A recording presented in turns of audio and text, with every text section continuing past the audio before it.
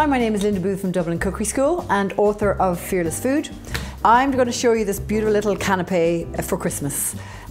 These little parmesan biscuits, we call them parmesan sablé. They're just biscuits made with loads of parmesan, and then we pipe some goat's cheese and put a little bit of beetroot on the top. And then we serve as a little nibble before a meal.